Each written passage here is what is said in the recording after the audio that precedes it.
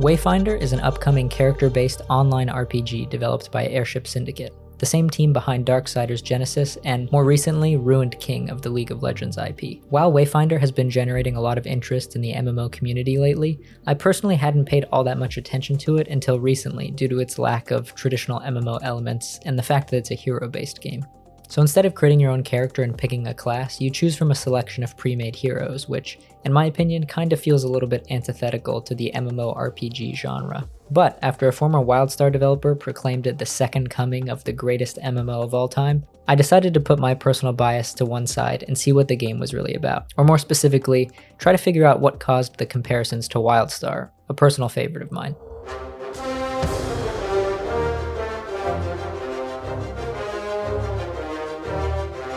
If you're unfamiliar, WildStar was a whimsical sci-fi fantasy MMO developed by the now-defunct Carbine Studios. It was released in June of 2014 to a pretty solid reception, but the game would hemorrhage players over the following years. Eventually, the publisher, NCSoft, made the decision to shut it all down in 2018. Despite its short lifespan, WildStar burned brightly, and the game's world, story, and combat were all extremely well loved and now greatly missed by many players. My search for the links between these two games began in the way that all proper investigations do. After a simple Google search for the name Wayfinder, I can immediately see where a lot of the comparisons are coming from. The primary logo for Wayfinder, while different, is very reminiscent of WildStar's. Both have a distinctly sci-fi feel and use a common futuristic style of lettering, but of course this is pretty superficial on its own. After a little bit more digging around online in order to familiarize myself with the game, I discovered some commentated gameplay trailers that very much remind me of some of the old WildStar DevSpeak videos. Wayfinders like Senja lead the charge by pummeling enemies with their up-close and personal attacks. Each Wayfinder can play a major role in experimenting with different strategies and party compositions. After exploring the Highlands and adding a few notches under our belt, it's time to head to our social hub, Skylight. Spellslingers are highly mobile, ranged assassins that use dual blasters and void magic to skirt danger, hurt some folk, and shoot their friends in the face. With heals. Basically, he's the Nightcrawler, in a cowboy hat. Together, these elements are enough for me to believe that the developers, or maybe just the marketing team, are purposefully making a stylistic callback to WildStar. And this isn't necessarily a bad thing at all, especially since WildStar has now been offline for a longer period of time than the game was actually playable for. Besides, we've seen other games use WildStar's inspiration in various ways since then, such as the Virtuoso Elite spec from Guild Wars 2, which looks like it may have been inspired on some level by the Esper class. A lot of the other similarities between the games become a lot more apparent when we look at the art style and setting. Firstly, the game itself, I have to say, looks stunning, and it's exactly what I imagine a next-generation MMO looking like. The mix of comic-esque character designs and the beautifully stylized landscape work really well together, and are certainly in the same vein of the visuals of WildStar that at times bordered on even Pixar and Disney territory. In my opinion, this more cartoony art style, for lack of a better word, gives games so much more character than hyper-realistic graphics. Not to mention it keeps the game from looking completely outdated after a couple of years. I mean, just look at how WoW consistently raises their level from expansion to expansion while maintaining the same art style. To be completely fair to Wayfinder though, the similarity in art styles may have to do more with WildStar's visual inspirations than their own. Joe Madureira, one of the founders of Airship Syndicate, has vast experience as a comic book artist, having worked on several Marvel IPs, before stepping into game development. So to say that Wayfinder's graphics are inspired by WildStar's when the former is developed and designed by an influential comic artist probably wouldn't be completely accurate or fair. Historically though, Airship Syndicate has always seemingly had an art-first mindset to game development, and I think their ties to Riot prove this as well. Despite being a predominantly fantasy-inspired landscape, the world of Evanor definitely has some more advanced technology fused into the environment. Some civilizations in the game, like the Maze, will supposedly have a futuristic spin to them. And this also seems to apply to the champions themselves, who at times can wield more modern weapons like rifles. Overall, the freedom of movement, flamboyant combat animations, and the use of enemy telegraphs all help to reinforce that WildStar vibe.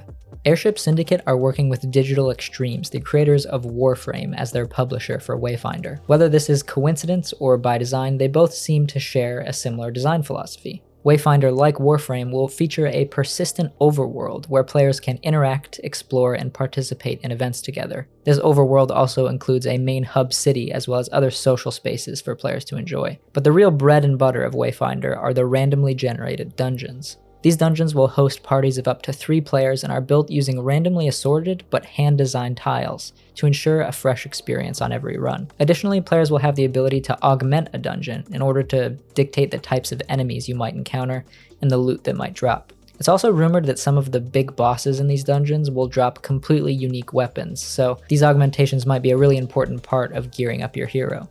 Speaking of gear, each hero starts with what is called a signature weapon, but will be able to wield a variety of others as well. So even if you play the War Mage character, Kairos, you should still be able to wield a sword or a shield if you really want to. This flexibility is really awesome for navigating difficult encounters and just general strategizing. I really do love games that have weapon-based abilities, and it seems like Wayfinder is taking this build crafting really seriously. I mean, after all, if I'm going to be locked into playing as a specific character, I would hope that I can customize almost everything else about the experience. Interestingly, the developers have talked about how the game was once, much earlier in the development, supposed to have a more traditional class system that was eventually ditched for this character-focused approach. While I really do still stand by the idea that locking a class to a specific character that has a static frame, gender, and mostly static appearance is really not what MMORPGs are about, I can appreciate the narrative power this can give to the team when developing the game's story. It's pretty clear based on developer interviews that Airship Syndicate have really big plans for the game's story and characters.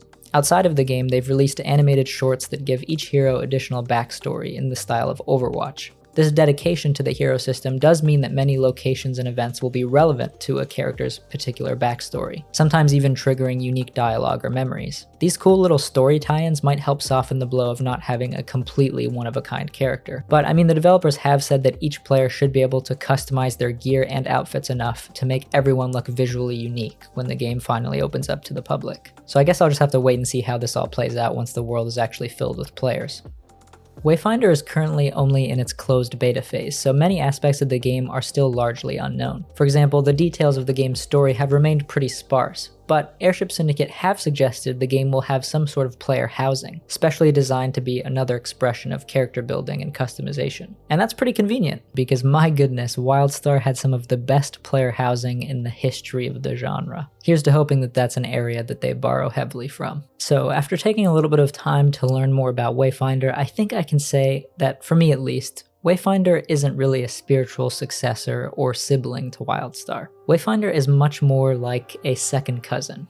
They may look similar, and they may even share a last name, but they really don't have all that much in common at the end of the day. Wayfinder is pretty much what it claims to be, an MMO-Lite, trying to freshen up the online multiplayer genre. Wayfinder is also very much a work in progress, with the game planning on releasing into early access later this summer. There's still a pretty long road ahead for Wayfinder, and player feedback and further testing will be key factors in what the game eventually does become. On the other hand, WildStar was a fully fledged MMORPG made by a studio of ex-Blizzard devs who had their own fresh ideas to explore. WildStar was one of the few MMOs that's been able to replicate that sense of magic and that sense of awe that I felt when I stepped into an MMO for the very first time. Looking back, I feel like it was because of the extensive care that Carbine took in crafting their world. Planet Nexus felt vast and, most importantly, mysterious.